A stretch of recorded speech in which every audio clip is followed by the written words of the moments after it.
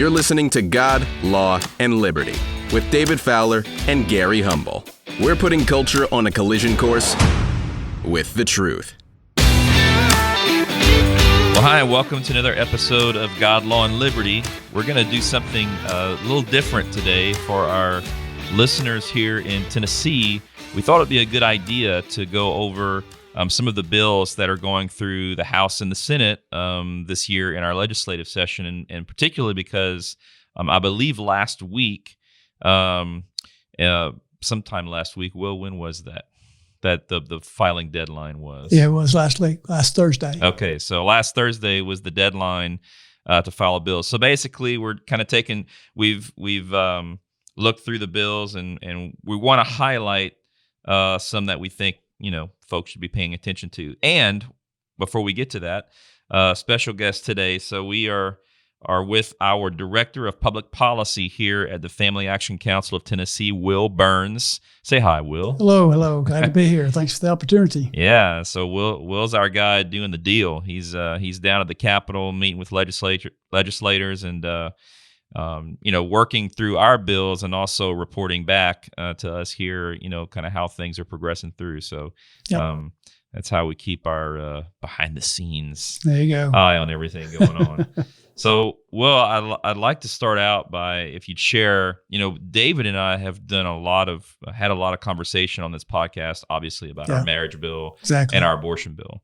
But there's a lot of things going on in the legislature, and particularly we'll start out with two bills that we haven't talked a lot about on this podcast, but two bills that we are also working on and that you are working on daily with the legislature. So tell us about those. Yeah. Actually, Gary, we've got two bills that carried over from last year, this being the second year of the legislative session. The first one is what we call the Business Protection Act. It's Senate Bill 364 and sponsored by Senator Paul Rose, and House Bill 563 sponsored by Jason Zachary. In essence, what this bill would do, it will ensure that a business cannot be discriminated against in the awarding of contracts or grants or other benefits based on their policies relative to health, wages, family leave, and discrimination, as long as they meet the minimum state requirements in those areas. And the good news is that this protects all businesses, regardless of what their policies provide for. It protects those businesses who choose to provide just what the state requires, and it also protects those businesses from being discriminated against if they choose to go beyond what the state requires. If they want to give abortion benefits to their employees, they can't be discriminated against because they choose to go beyond what the state minimum are. And if they don't want to give abortion benefits, don't want to give benefits, they cannot be discriminated exactly against. So it's one of those bills that everyone can be protected by and can benefit from, essentially. Regrettably, though, there's been, I'd like to say it's a misunderstanding about what the bill does, but frankly, I don't think that's what it is. I think there's some folks who want to continue to have the opportunity for being given preferential treatment based on their discrimination policy. For instance, they want to be sure that LGBT-friendly businesses are given priority. Have a leg up. Yeah. Now, let me make something clear. There's nothing in this bill that in any way prohibits a business from giving whatever benefits they want to their employees, and we applaud whatever they want to do. That's not what we're trying to get into. We're just saying to ensure that there is not a hodgepodge of requirements across the state in terms of what a business owner could expect to deal with in terms of getting contracts with those local folks. Instead there will be one standard across the state. And let's hone in on something specific there, because what's interesting to me about this bill, as is typical, the bill is in essence an anti-discrimination bill. Sure. But it's but at the same time, it's an anti-discrimination bill against business. It's being touted by the LGBT lobby, some folks from that group, as a discrimination bill. Yeah, they want to characterize it in that way. Right, exactly. But that's not at all what it does. Not at all. So specifically, to give an example to make this clear for our listeners. So the state is doing business with on several different levels with all sorts of different contractors that come into the state from out of state and in state. Yeah, exactly. And obviously, the state has a various amount of criteria that it uses, to choose its contractors that it works with. So what we're saying here specifically, let's just go to, every business or large corporation at the very least has some sort of anti-discrimination policy, right? Sure. Probably. Yeah. And legally, almost really every business, well, not almost every business, according to the law, we know cannot discriminate based on sex, race, religion, etc. Yeah. All those sorts of things that we all know. And what we're saying with this act is basically if a business is following the law, Mm-hmm. if their discrimination policies follow the law, Exactly. then they're good. Exactly. But the state cannot require anything more or anything less in order to do. If they do more, fine. Yeah, but that's absolutely. not a requirement of the state. Exactly. Now, what LGBT lobbyists are saying is that they want to see a situation where almost businesses are beginning to be forced into adding to those discrimination policies sexual orientation, gender identity. And so what we're simply saying with this bill is whether you do that or you don't, the state cannot use that as a criteria on whether or not to do business with you. Exactly. The state and any local government. Counties, municipalities, city, governmental agency of any sort. Exactly. Yeah. That's right on point. And they're not really being the LGBTQ lobby is actually not being quite that straightforward in it. There's they're not coming out and saying that, but that's the essence. I mean, there's a lot of trying to create a lot of confusion and that type of thing. But that's what. But what you said is exactly what it boils down to. So that is SB 364 and HB 563. Yeah. Now the House bill passed the full House last year. Okay. As I said, Representative Jason Zachary. Would that need to, in any way, shape, or form to pass again this year, or that part's done? We just need the Senate. Well, if the Senate passes it exactly like the House did, got it. Then it'd be then done. We're good. But if the Senate adds something that wasn't in the House bill, then it would have to go back to the House for them to approve that aspect of it. Yes. Okay. So that's our Business Protection Act. We're working hard to see that pass. We believe it's right, it's good, and we believe it's necessary in our state. And so we'll keep you updated, but be watching that bill and make sure to let your state senator know that you would like their support on that bill. We'd That'd appreciate be helpful. that. Absolutely. All right, what's up next, Will? The second bill is what we call a School Protection Act. And what that bill does, in essence, is it provides that if a local school district believes that there are real differences biologically between male and female, and they therefore have a bathroom or restroom policy that recognizes that, then this bill would provide that the Attorney General can provide representation for them if they get sued by the ACLU or somebody like that because they've got a biologically based bathroom or restroom policy. The good thing about this is this bill doesn't really absolutely require anybody to do anything. It doesn't require that the local school board have a specific bathroom restroom policy. If the local school district gets sued by anybody because of it, they don't have to seek the representation of the Attorney General. They have to. The law would provide that they would have to write a letter asking for that representation. There's a provision that to ensure that the Attorney General would not have to represent the local school district if they felt there was some sort of conflict. And then there would be provision in the law to allow that school district to get outside counsel to be reimbursed for this by the state in the same way that a state employee could do that if they were sued in the line of their employment. So let's talk about why a bill like this would be necessary.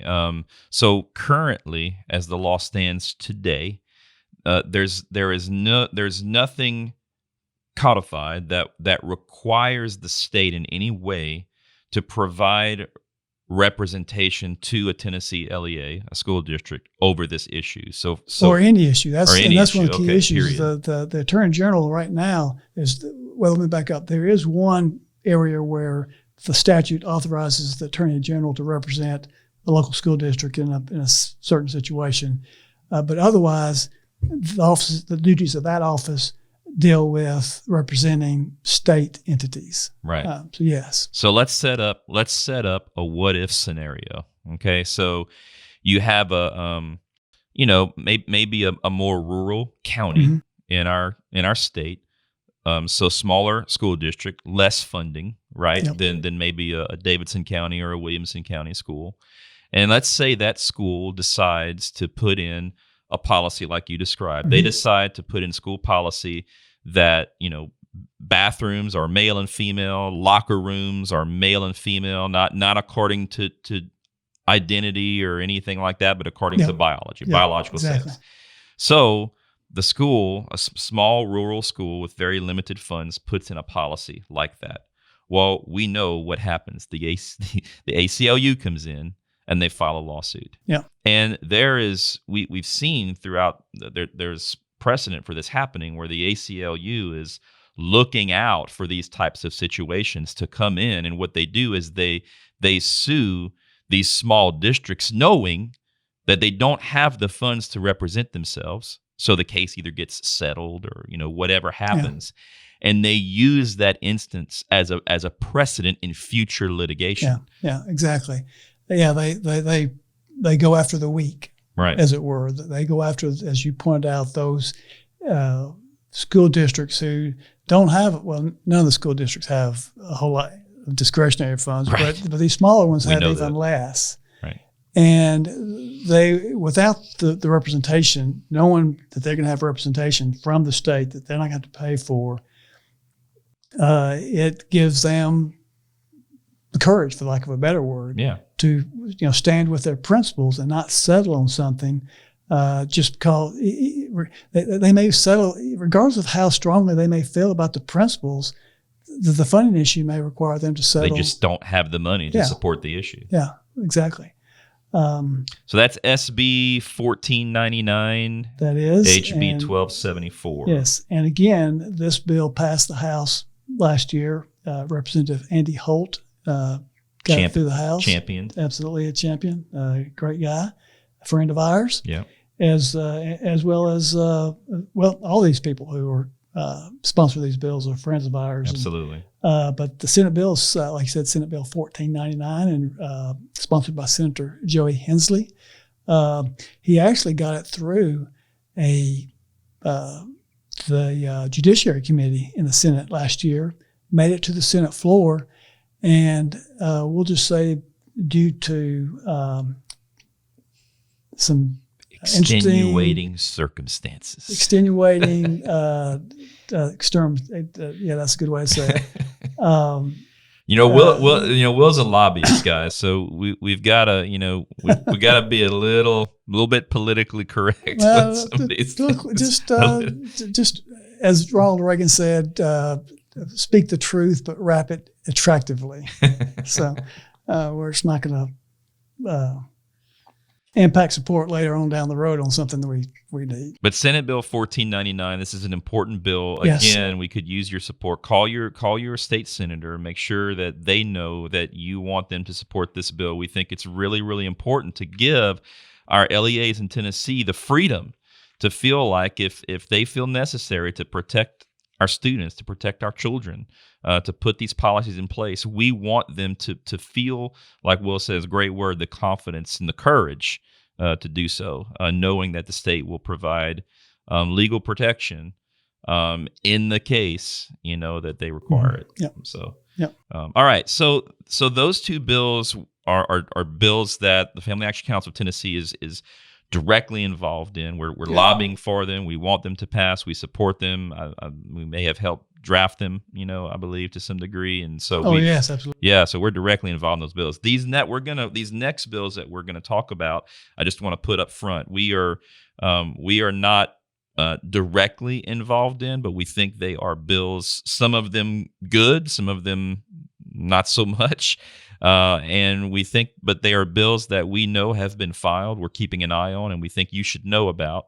And there are bills that we want you to pay attention to, and that we'll be giving updates on throughout the legislative session. So this first one it's about athletic competitions. Yeah, exactly. Talk about that a little bit. And actually, there's two similar bills that do essentially the same thing. Basically, it's Senate Bill 2077 by Senator Mark Pody, and House Bill 1572 by Representative Bruce Griffey. And then there's a second bill, Senate Bill 1736, again by Senator Joey Hensley, and House Bill 1689 by Representative Scott Cepicky. And basically what these bills will do is they will ensure that in elementary and secondary interclassic athletic events, that boys will be competing against boys and girls will be competing against girls. A lot of us think, well, that's common sense, right? Well, regrettably, across the country, you've got situations where biological boys, in advanced competition, biological men, but for our purposes of this issue here, biological boys are saying they identify as female. Right. And becoming state champions. Yeah. And are therefore saying they are entitled in wrestling, track, any number of things, to that they're entitled to therefore compete as a girl. This goes against everything we know about biology. I mean, I have to admit, I was not a good student in terms of biology, but I mean, but the difference between men and women. Yeah, you figured that out. I did get that. Then that was first day, but it was downhill after that, I'm afraid.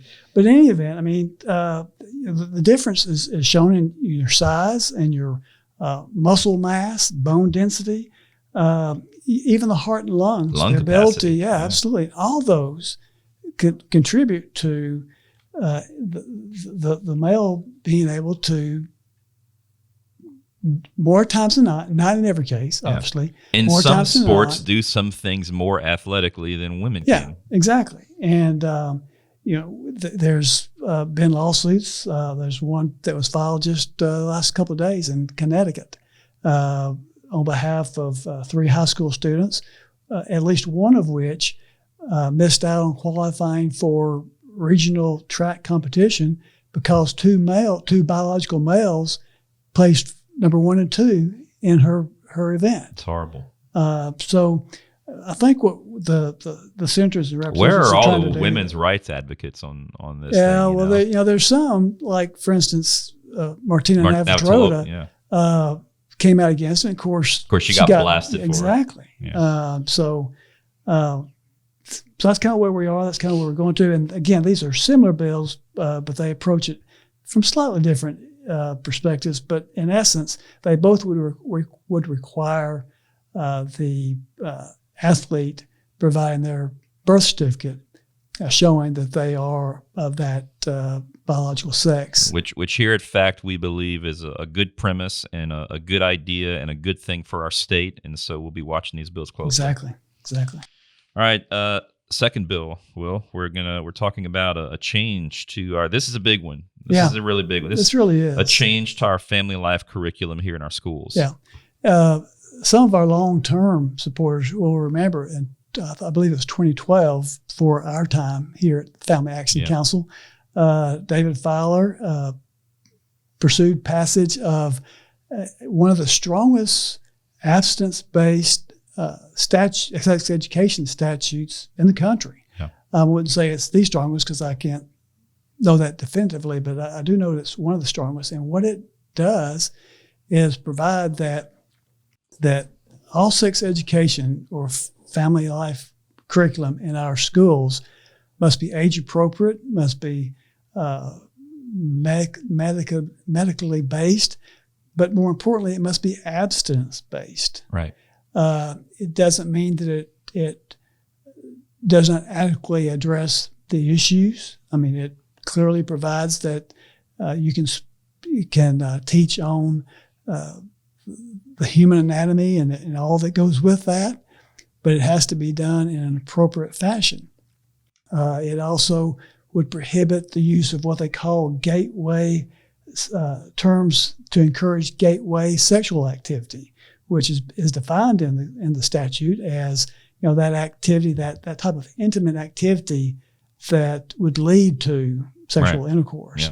Yeah. So many. You hear reports all the time in other states where they come in and they encourage other means of satisfying your sexual desires between the boyfriend and girlfriend. But this specifically would prohibit that type of discussion and activity. Now, but again, if so currently today, as we sit in 2020, we've got a strong statute on the books. Yeah, exactly. And another thing that makes it as strong as it is that it provides that if a employee of the school district goes outside the bounds of the parameters of the statute, that they can be subject to disciplinary action.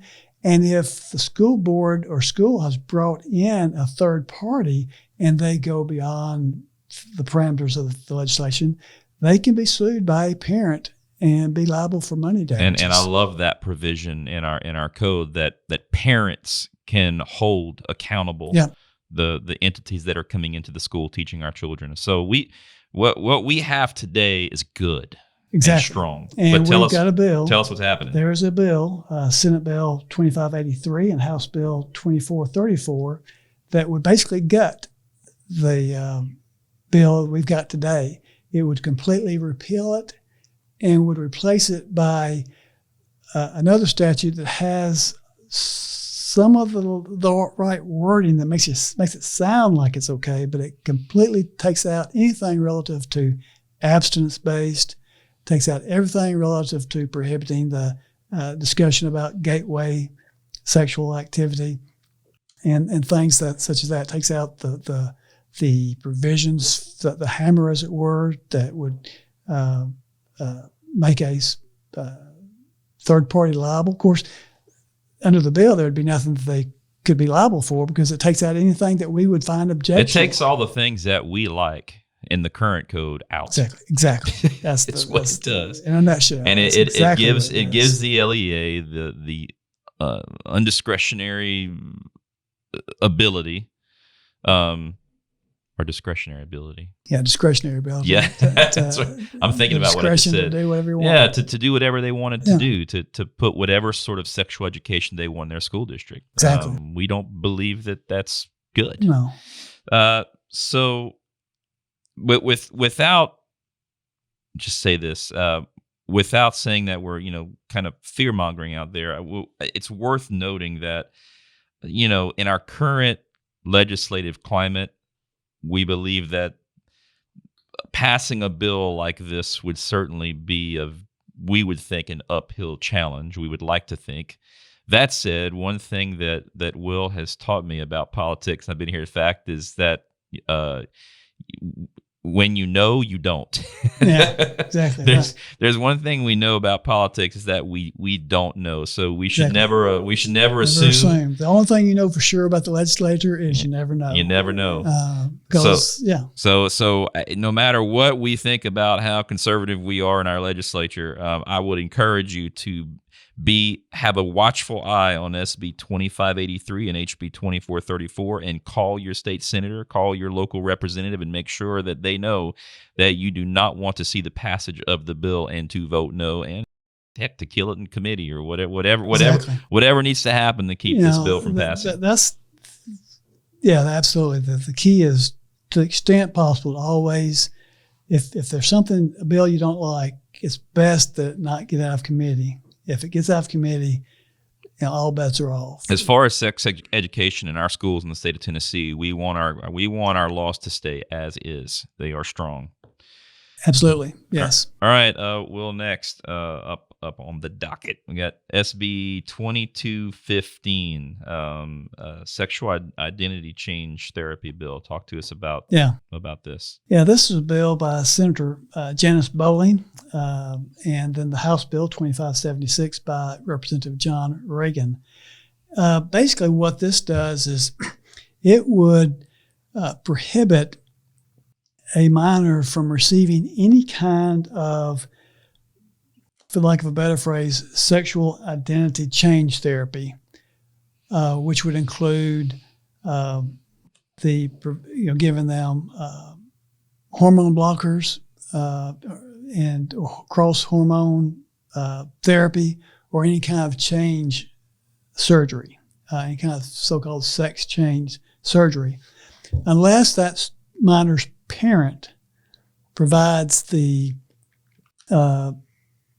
physicians in this situation with 3 letters from physicians, one of which has to be from a board-certified child psychiatrist. Mm-hmm. So basically, it would address a situation where you're seeing all over the place today, where minors are being given these puberty blockers or cross hormone therapy without the consent of their parents, without their parents even knowing about it. Unbelievable. It's maddening. And so this puts something in place to ensure that doesn't happen. So is the bill here, is it basically 18? So no one under 18, is that the cutoff, I'm guessing? Yeah. Exactly. And But the check here, there's 2 issues at play on this bill. I mean, one is 100%. We absolutely are in favor of a bill that would remove the ability of a child to get any sort of sex change therapy without parental consent. So just on its merit, we support that. Yeah. At the same time, we also we're a family organization, and we are advocates for family, and we believe in parental rights. Yeah. But so what I do, I don't know what sort of work and where, bills always tend to get amended and mm-hmm. changes and things like that but there is a part of this bill that puts power in the hands of the parent themselves. Mm-hmm. Yeah. So we'll see where that goes. And something, again, we don't know how this bill is going to develop, but on its face, a bill that prevents a child from getting sex change therapy without parental consent, yes, all day, every day. Yeah. Let's do that in Tennessee. Yeah. And obviously, we would hope that no child would get that. Of course. But again, there is that balance of, the parent, being responsible and having that responsibility. We don't always believe that parents make the right decisions for their child, obviously. That's their decision to make. But they're parents. Exactly. So there you go. All right, next bill, SB 2629. It's a child. This is an interesting bill, and I'm not. I have to tell you personally, I have some tearing about what's the good and bad and the ugly about this bill, but I think it's necessary and it's worth conversation. So it's a bill on child abandonment. Tell us about it. Yeah. Currently, like I said, it's Senate Bill 2629 by Senator Dawn White, and House Bill 2357 by Representative Marriott Littleton, and both of those women are great friends of Family Action Amazing Council. Women. Yeah, absolutely. And so what it does, it takes the current statute, which I will say, for the lack of a better phrase, kind of a safe haven statute that currently allows a mother 72 hours to anonymously bring their child to a safe haven location, and those are outlined in the statutes, places like fire stations and some other And that's places. law today. That's the law in today. Tennessee. Yeah. And what this bill would do is would extend that period from 72 hours to 2 weeks, in which that mother could, without fear of any kind of criminal prosecution, take that child to a safe place where it will then be placed in the proper care of folks. Yeah. I'm a little torn about this one, Will. I'm not sure what to I see the positive. I mean, you and I were talking on one hand, if you're into this thing 2 weeks and you want to give your child up, obviously that's probably not a really good situation for the child to begin with. Yeah. So on that note, you want to remove the child from what could be a really, really terrible situation. Yeah. And it gives that mother the opportunity to do that. Yeah. And as I've heard Senator White say, if it saves one child, certainly it's worth it. Right. But there is that thing the trick about is the precedent you might be setting. the responsibility issue. But again, I've got to personally, I don't know that I'm speaking for the fact right now, but I just feel you have to err on the side of ensuring that child is safe. Yeah. And it's not like anybody's taking the child away. It's as you indicated, it's a mother who's obviously in a seriously conflicted situation, maybe even worse than what that infers, and taking that child, and so that there's the assurance that he or she will be taken care for. Yeah, I can certainly think about things we've seen happen in the past, and you can certainly suppose that there are situations where a bill like this would probably save a child's life. Yeah, exactly. No, absolutely. So yeah. So there you go. That's SB 2629. All right, next bill we're going to look at SB 2465. This is an abortion bill. It's not a bill on whether or not we allow abortion in our state, but it adds a nuance for abortion facilities. Tell us about that. Yeah, absolutely.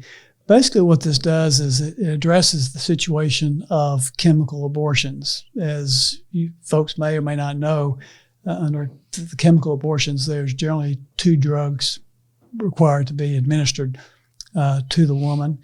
What this bill would do is it would require abortion facilities, most abortion facilities, to... Well, wait a minute. Why do you say most? Well, because it lists hospitals, different places, and a clinic that performs 50 or more abortions in a private office. So, but generally your hospitals, the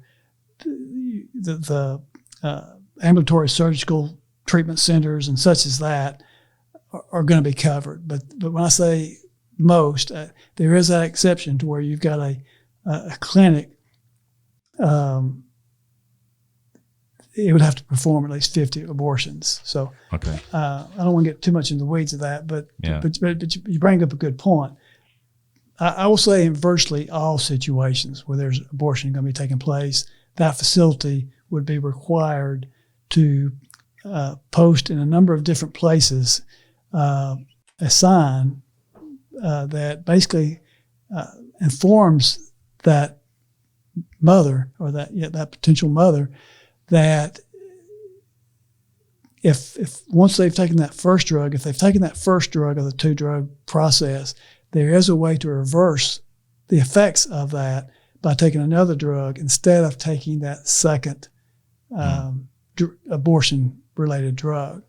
Just letting her know that she's begun the process, but there's a way out. Yeah, exactly. She changes her mind. Exactly. So it's almost sort of like an ultrasound bill to some degree. In the sense that you're playing on that mother's conscience, and you're letting her know. And in this particular case, hey, you've come in here and you've made this decision. Now that you've begun, there's a way out if you've had a change of heart. Yeah. Yeah. Yeah. So that's going to be there in that room where she takes that first treatment. So she's going to know it after she leaves. She's going to know And again, just provide that, plant that in her mind, and let her know that there are still options. Just because she's taking that first step doesn't mean that it's. I don't want to see abortions, period. I don't think any of us do that are listening to this program, but nonetheless, this is a good bill. Yeah. Oh, absolutely. Yeah, absolutely. All right. SB next bill. The last one we'll talk about today, SB 2896. This will be interesting to a lot of people, and we'll be following this to see how it develops. This is a Parental Oversight of Public Libraries Act. Yeah, exactly. Let's talk about that. Senate Bill 2896 by Senator Bailey and House Bill 2721 by Representative Rusty Grills. And basically what this does is it will set up in every jurisdiction, whether it be municipality or county, that has a public library, and would require the governing body of that entity, whether it's the city council for a city or the county commission for a county library, to have a 5-person oversight board of that, whose purpose would be to determine whether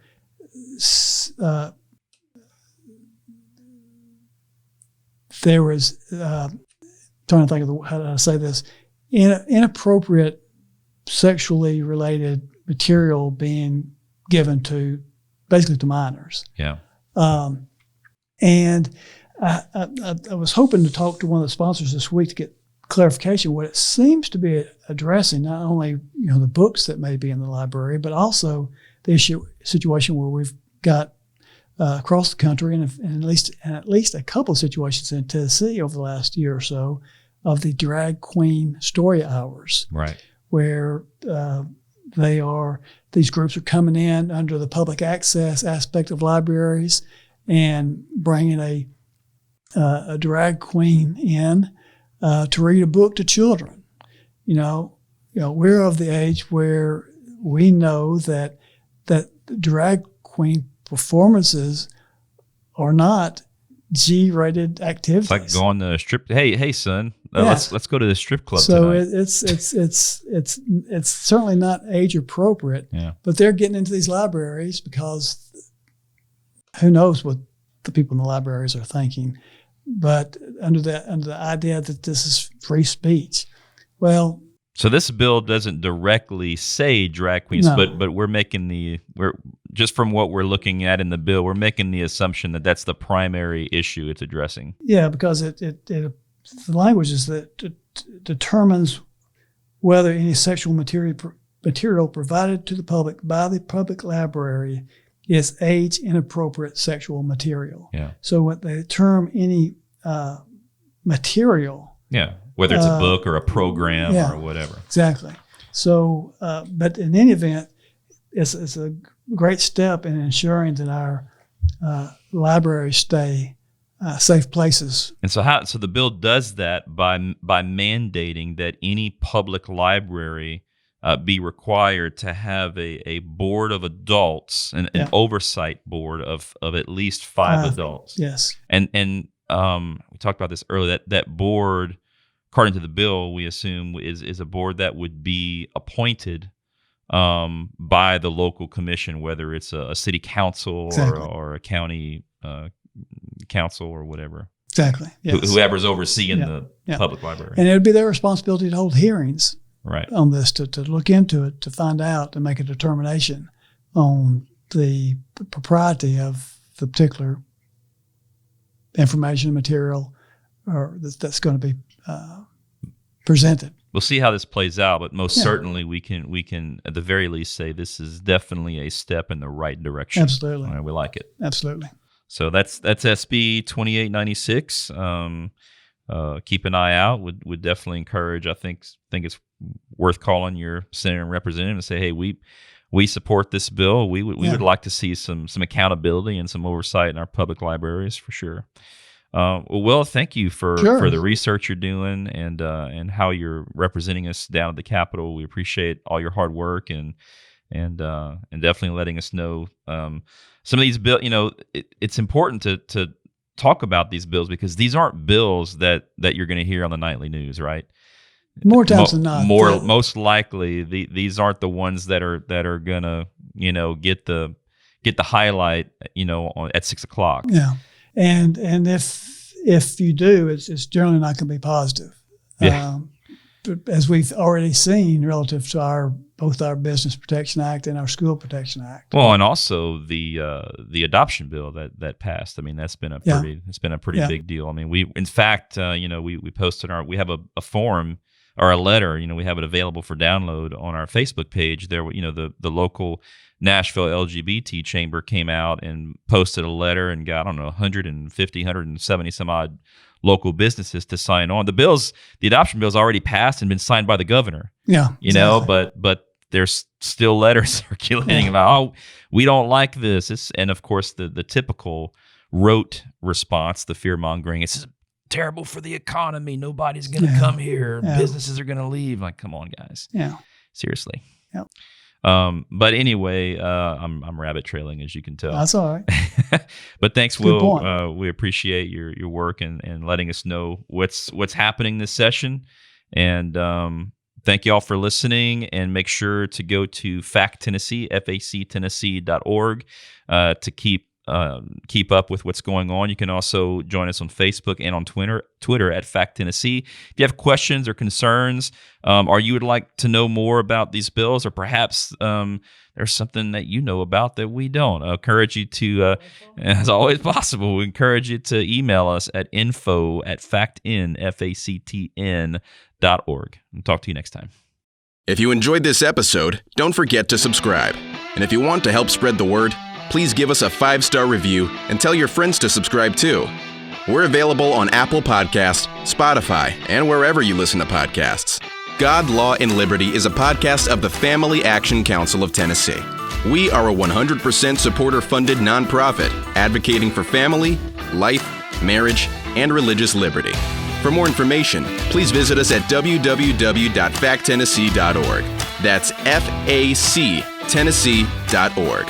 And please follow us on Facebook, Twitter, and Instagram at Fact Tennessee.